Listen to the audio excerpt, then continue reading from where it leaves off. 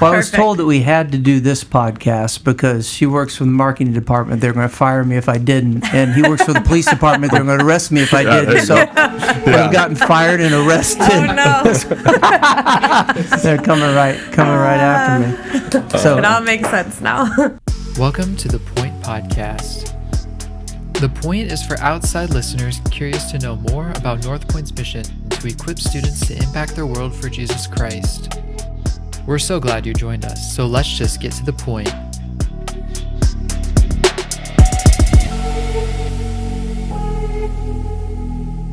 All right. Well, I want to welcome you back to the Pointe podcast. I'm Todd Schenck again, kind of your host here. And we've had our focus on alumni here for the last podcast that we've had. And we've got two of our alumni here with us. We've got Matt Belk, who is a former student here and a former student of mine, and also an athlete who ran cross country, played basketball, and other things. We'll talk about it in the podcast today.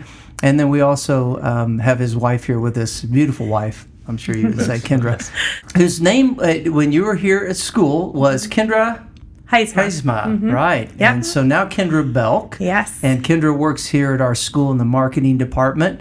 And part of this Pointe podcast is a marketing outreach. So we're able to do that and really look forward to it. This is a time when we can talk about how the stuff of life and life of faith intersect and what you guys are doing right now as alumni of the school.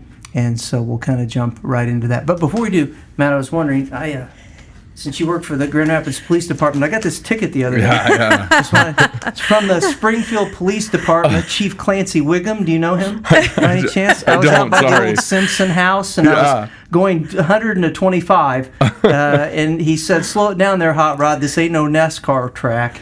And so I didn't know if you could take that for me. Yeah, okay, that. No problem. Appreciate stamp that. on that. Okay. All right. So anyway, let's just jump right into things and talk a little bit. And we'll start with a true/false question. So Kendra, true or false? Oh, boy. You and Matt started dating when you were students here at NorthPointe Christian. That is false. That is false. Okay. Can you tell us a little bit about kind of how you came together? Yes. So I've known Matt since probably first grade. When it was Crestview, but we didn't actually start dating until college. It was 2 years, I think, into college. We started attending a campus ministry at Grand Valley called His House. And Matt was going there, and Brittany Owinga at the time was also going there. And so it was nice to walk in and recognize some NorthPointe students. Yep. And so we started hanging out, and down the road, we ended up dating, and now here we are. All right. And so how long have you been married? I should know this. 11 years. Should ask Matt that. He knows that you're impressed, and that's right. 11 years now, yeah. 11 years, okay. And how many kids do you guys have? We have 3 kids. Okay, and their names and ages? We have Charlie, who is 8 in 3rd grade here at NorthPointe, and Maggie, who is 6 in the 1st grade at NorthPointe. Okay. And then our youngest little guy is Gibson, who's 3. Okay. Yes. All right, good. All right, Matt, here for you, true or false? You participate in Ironman events. False-ish. Okay. Yeah. All right, so explain false-ish. Why the ish? Well, the Ironman's like the super long triathlon. I haven't done anything that crazy, but I've done a few races the last few years. So what are these races called that you're involved in? I've done Tough Mudders? Is that what they're called? Like Spartan Race is what they're called, yeah. Okay, I think similar to a Tough Mudder, same idea though. I've seen some pictures on Facebook of you after a race finished up, and I noticed. I thought maybe you ran cross country for me here, and that probably prepared you well for that. Very well. And I didn't know if you were interested, but maybe in your next Tough Mudder you can wear one of our cross country. There we go. That's a small. Looks like it might be a little tight. Yeah, that might have fit me in 7th grade, maybe. So, but no, like I said, I've seen Matt on Facebook, and again participating in those, and that's something that's always been on my bucket list. But I think probably that's gone. I'm never going to be able to do something like that. But I'm glad. You can sign up for the one in July. Yeah. Get on his team. Man, a couple months away. I don't know. Okay, so let's go back into NorthPointe then, and I guess I want to ask, and I'll start with you, Kendra, over here. Kind of a lesson or experience at NorthPointe that's kind of stuck with you, through your years. Yes, from when I was a student here. Yeah, and you're a student here. It's kind of stuck with you. Yeah, I think the biggest thing for me was just like relationship with the our like authentic relationships of our community here. So with teachers being one of those big things, but also like friendships that have came out of my time here at NorthPointe. Some of my closest friends today, I've been friends with since the first grade, and you could say the same thing too with your best friend. But we've just gone through a lot together, and we have the same kind of biblical review, and I lean into them a lot for like biblical wisdom and guidance on different things. And so I just think the friendships that were built here were just really important to me. But also a memory that I think about is just how deeply teachers cared for us. And one of them that sticks out in particular is on our senior retreat. Angie Strayer stayed up with a bunch of us girls to the middle of the night, just chatting about relationship and guys and friends and God. And just to sit there and think back on it now as a parent, like I want that for my girls too. And just the relationship aspect of it is huge. So Angie Strayer stayed up with you guys, kept you up? Because normally in her classes I find students asleep. Oh, yeah. I mean, maybe it's changed, but... No, that's great. She's wonderful.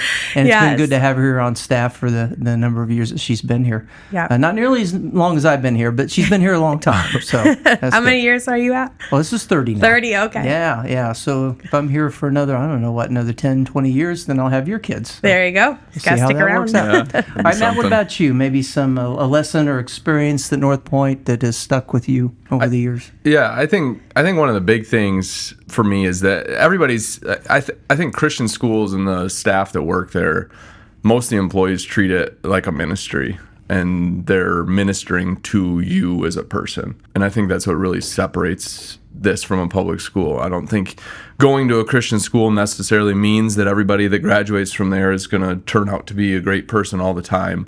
But when you send your kids there, or when you go there, the staff, the teachers, the coaches, everybody is trying to build you up as a person and push you in the right direction and push you to live a godly life and to develop that relationship. And I certainly had that. Obviously, I was very involved in sports.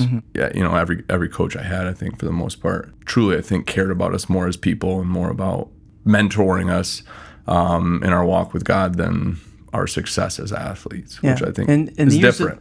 Years I've been here, I found that to be the case as well. And people that I've coached with, and I coached in basketball, I coached the JV for quite a long time. And Todd Talsmar, head of schools, was the varsity coach when I first started coaching.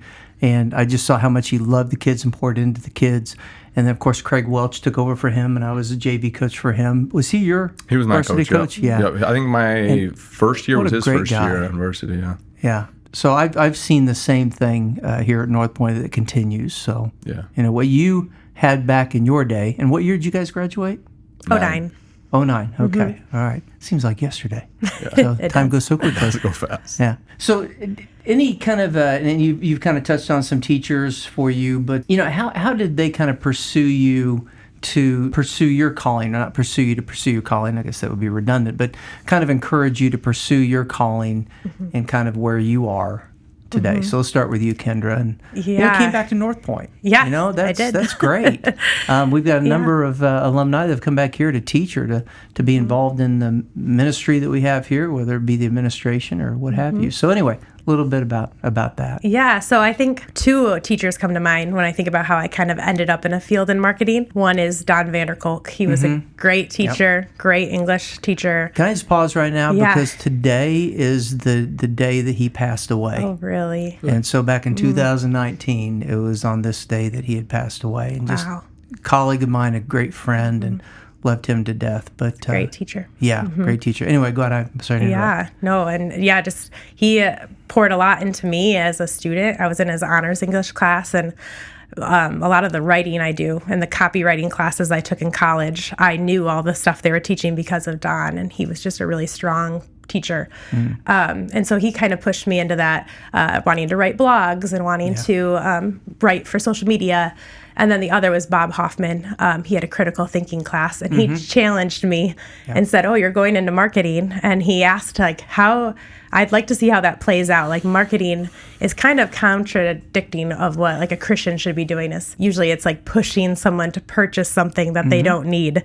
And how can you do that for the glory of God? He's I just want to see how that could play out. And that really kind of stuck with me too. And now in my role here in marketing at NorthPointe, I can see how that works. And so, it's not just filling seats here in the classroom. It's also telling stories about how God's faithfulness is in our school, and helping more families find out about NorthPointe. And so the marketing is, there is a need out there for it, and helping parents find that this is an option for them that they might not even know about. So those are two that stick out to me.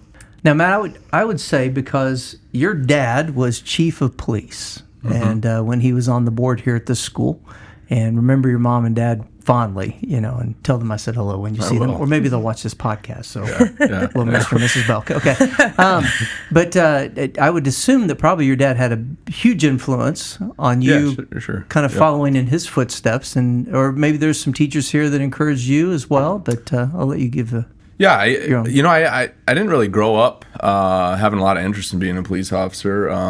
Even through high school, I had no plans to. I went to college kind of looking at doing something medical related maybe. And then through my freshman year, I just wasn't a great fit and wanted to change it up. And actually, sophomore year, I was leaning towards getting into school, coaching, something along those lines. And then it wasn't until between my sophomore and junior years that I decided to switch to criminal justice. I think a lot of it, truthfully, was kind of missing sports a little bit. It sounds unusual, but police work, there's a lot of like teamwork aspect to it. I mean, you're going out on patrol at night with, in the city of Kentwood, I mean, it's 4 or 5 other guys. Whatever gets thrown at you, you're handling together. And then to some extent, I mean, there's obviously an excitement level there too, where you get that same adrenaline rush at times, which I was really attracted to. I thought it was exciting. What's an adrenaline rush for him probably is worrisome to you. Yes. Yeah. So, I mean, being married to a police officer or anybody in kind of the first response, firefighter, those kind of things, it's tough. Yeah. Yep. So, anyway, back to you. Did you have aspirations maybe that, your dad was chief of police? Is that something that maybe you would aspire to? It's still early to say. I guess I don't know for sure where it'll lead. I started as an officer, promoted to sergeant. I'm planning on continuing to try to promote, but there's obviously still quite a few steps I have to go. And what are opportunities where the stuff of life, which would be you as a police officer, and your life of faith intersect? What are some things that you can think of out there right now on the job where that happens? Yeah, I think with police work, there's a lot of fun aspects to it, but there's also a lot of really hard aspects to it. And I think the biggest thing is you're frequently put in situations where the people that you're dealing with are having quite possibly the worst day of their life. Yeah. Unfortunately, I mean, terrible things do happen, and you're put in a position where you're the person that's in that moment trying to comfort them, trying to bring resolution to the problem, trying to fix it, trying to point people in the right direction. It's been harder than I thought, I think, to directly intersect faith into it, just because it's obviously a government role and there's a job that needs to be done. Right. But certainly the way that you handle yourself, the way that you treat people, I think can really reflect your faith. Hopefully the way you're handling those situations will still have that positive impact. Right. I need to pause here for a moment, and maybe you've recognized this before, but doesn't he look a bit like Ben Affleck? Yes, he does. He's gotten the from that angle. I can see the beard. Is he Batman? Is he really Batman? No. He's gotten some other people too. Okay. All right. That's a new one though. So let's talk about each other. How do you see each other impacting your world or their world for Jesus Christ? So Matt, how do you see Kendra impacting her world for Jesus Christ in her life? This is kind of the dating game type of thing, right? So how do you see her impacting your life, or impacting others' lives for Jesus Christ? Yeah, I think Kendra for her entire life has been somebody that is always willing to go above and beyond for other people. Consistently puts other people before herself. Consistently treats other people as she would want to be treated, maybe better than she even would want to be treated. I'm sure people that work here can attest to that as well. But that's the biggest thing. And then especially watching her become a mom in the way that she treats our children and the way that she raises our children. As much as I hate to admit it, my kids definitely view her as the favorite parent. They spend more time with me. Yeah. But I think a lot of it is just the way that she treats them. I mean, they know that she loves them. She's certainly their safe place. And I see that in all aspects of her life. She's always been willing to serve others before herself. Good. All right, pause here for a minute. Sydney Sweeney. Yeah. I'll take it. Oh, yeah. Spot on. I will say I've never She's got gotten good that. genes. Yeah, right. Yeah. That's marketing for you. Yeah. All right, Kendra. Anyway, back to Matt here. Maybe some ways that you see him, and his work impacting people for Jesus Christ. Yeah, I definitely think a big thing is just like I think of that quote from Mother Teresa. It talks about if you want to change the world, go home and love your family. And I think Matt does that really well. And I think that is showcased to people that he works with too, that he just balances his work life well between just managing it all. I know you work in a really stressful career. That's a lot of emotions, a lot of tough stuff. Just to know that, when you come home, you have a lot going on, but you drop everything and you care for the kids and for me. And I think that your coworkers see that, and I hope they see that too. But I've just seen Matt's role change as a police officer too, just from your first day, 13 years now?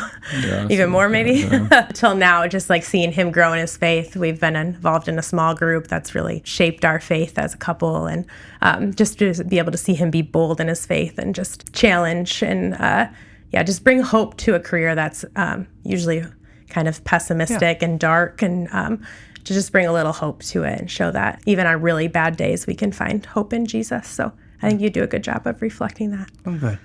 Let's talk a little bit about the tough stuff. Maybe some tough stuff at work or something you could share with us that really challenging. That where you have to say, God, you got to help me through this. This is tough. Yeah, I've had, I probably shouldn't get into 2-minute specifics, but I've had 2 calls in particular that I've gone on where kids have passed away. One of them was, I think, a 9-year-old, and the other one was 2.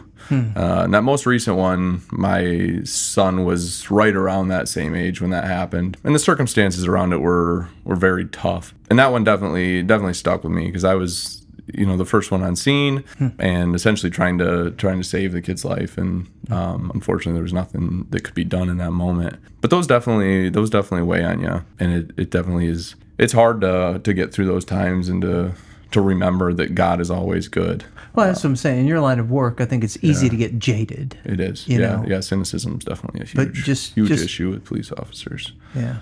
Yeah. And just to keep that focus that, what, God has called us to be a redemptive element in this world, because sin, you read the scriptures and sin destroys.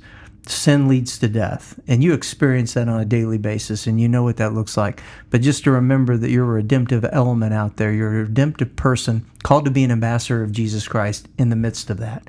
He came into the midst of that. Yeah, he know? did.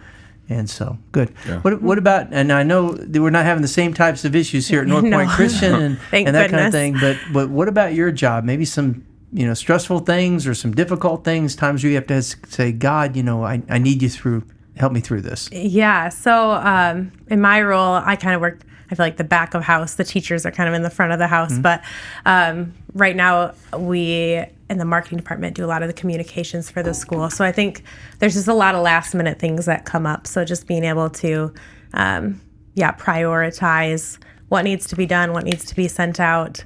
But then also doing it with grace. And I think the biggest thing that Kim in our department and I talk about a lot is leaving room for service. Like even on our days that we are stressed or we have a lot going on or a lot of communication that we need to get out to families, if someone comes in and needs help or we see a coworker that has a heavy burden, we stop and pause and try to help them with it too, just leaving room to serve others, and especially even when we are maybe busy ourselves. Right. Well, the focus of the podcast this year really has been on alumni and kind of how they're out there impacting the world for Jesus Christ, fulfilling our mission statement out there. But as part of the marketing department too, I want to give you an opportunity to talk a little bit, because this is part of our outreach, about what we offer here at NorthPointe Christian.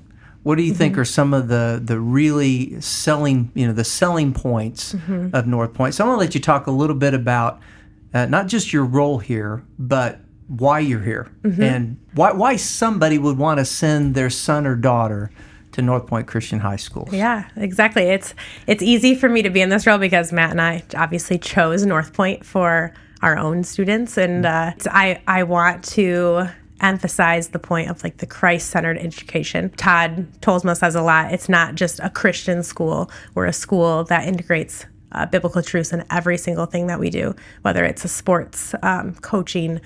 We pray before games. We talk about science through God's creational lens. There's just every aspect all the way down to even in preschool, our little boys coming home, Gibson will sing all the songs that he learns, these cute little, the BIBLE song and different things that I just know he's being taught that every single day. So when we talk about NorthPointe with incoming families that are interested in coming, we definitely highlight all of our programs. We have so many options from traditional programs like our English classes, our Spanish immersion program. We have a home and school hybrid program, big picture learning, and also our dual enrollment so people can get college credits. So a lot of our students go right to college starting as a sophomore because they can have their freshman year taken care of here at NorthPointe. And so there's just a lot of opportunities for academic growth here. Okay. But we also, the whole time you're here, you're also getting that Christian education. And then I think I've actually used this a lot in my marketing. I talk about your class, on our biblical worldviews class, and just how important that is to me and how I've referenced that before. I might even have the textbook still at home. Oh, okay. So using that for like as one of our big selling points too is like it's not just about a Christian school. It's a whole lifestyle. It's choosing to have your kids be immersed in biblical truths every day through every teacher, through every lesson and every subject. Okay. So Matt, if going back into high school again, if you were to kind of sum up in one word your experience here at NorthPointe Christian, right? Can you give me one word you could say about your experience here at NorthPointe? One word. Mr. Schenck is two. Yeah. Todd. Okay, Kendra, I'm back to you you. do it. Yeah, let me. I'll say authentic. Authentic. It's a good word. I like that word. Memorable, I guess. Like I have a lot of memories. It's not. I don't feel like that's a great word for it. Memorable. Yeah. We'll go with memorable. Yeah. Just let me ask, and going back to your dating relationship at Grand Valley State, correct, is where that happened? Yep. So was it kind of like you pursuing Matt, or is it Matt pursuing you? I mean, kind of what Depends did that, who you ask. What did that, I mean, what sparked that? Because you knew each other, like you said, from first grade, and then, you went to high school together, and so what, do you remember what it was?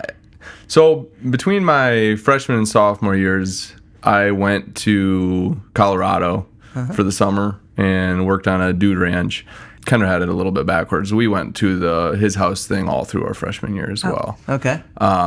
So we had spent quite a bit of time together our freshman year just as friends and hanging out, and I'd never really considered dating. But for whatever reason, I guess that old saying of absence makes the heart grow fonder. Just being gone, I feel like I just thought about her quite a bit, and while I was gone, kind of became interested in pursuing a dating relationship with her. So then shortly after I got back, we kind of started hanging out more, and I guess more or less asked her out. It was a little different since we were already friends, but it just kind of transitioned into that.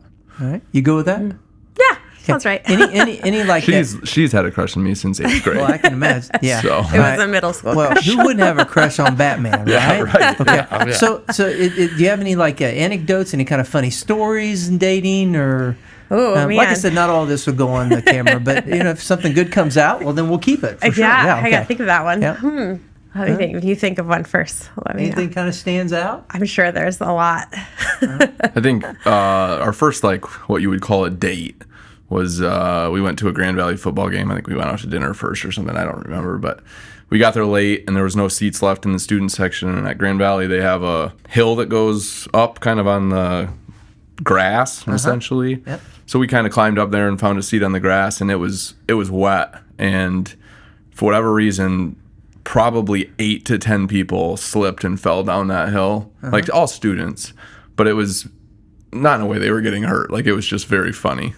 And for whatever reason, that's a memory to me of us just sitting there laughing at people. It was as very they funny. Kendra didn't actually slip down there. You were laughing at her. No. Well, Not At that least way. you got mad at Not her. that And way, said, but no, it I was was laughing with you. You was look like you were having so yeah. much fun Like, sliding down that mud hill. Yeah, I couldn't tell you who I don't won think that we football watched game. any part of the game other than to it see was people just like, falling down the hill. Yeah, I mean, it was like watching a bad car crash. You just couldn't look away. It's like, nope, there they go, right back down the hill. Oh, next person. You're like, I was thinking too of the time that I tried to plan a special date for us to go skiing. It was somewhere, I think Cabernet, maybe up north. And we drove all the way up there. I had a Groupon for it. Well, it turns out there's one day the Groupon was not valid. And it was the one day I had planned this very elaborate day for. Oh. So it was a very expensive ski trip. We didn't turn around. Okay. All right. And then anything from NorthPointe High School? You remember anything that was kind of funny or something that happened that... Oh man, I could throw myself under the bus here. Oh yeah, there might be some things that you did that I don't know about, but now could come to light. Oh, so you know about it. You know about it. What was it? Do you remember my first JV basketball game? No, I don't. We played at Allendale. Okay. And I think I was supposed to come off the bench and for whatever reason ended up starting like last minute as a freshman. And I was pretty nervous. Yeah. One of the first times down the court, I got a rebound on the wrong end and shot it right back in and scored. So my first high school... That was the game we lost by 2, I think. I'm sure, yeah. But my first high school shot as a freshman who got pulled up to JV was on the wrong hoop. Now, you're a solid ball player, but yeah, we all do stuff like that every once in a while. No, they can't come back from that. Yeah. All right. Well, anyway, just kind of wanted to wrap things up here with just a little bit of coming back to the way we began things. And I wanted to thank you guys for being here. I'm very proud of you guys. I'm proud of the guys and girls that have graduated from this school that have followed the path of the Lord and love Him with all of their heart. When they come together and they start families and again doing the things that you're doing to impact your world for Jesus Christ. Again, I'm just so proud, and I want to thank you guys for being here. And I think that we got the point. We got to the point. Okay. Thank you. Thank you for listening to this episode of The Point. I'm your producer, Alex Sigma. And if you enjoyed the episode, be sure to rate us on Spotify and share this podcast with others. You can also subscribe to us on YouTube or follow us on Spotify. We'll see you on the next episode.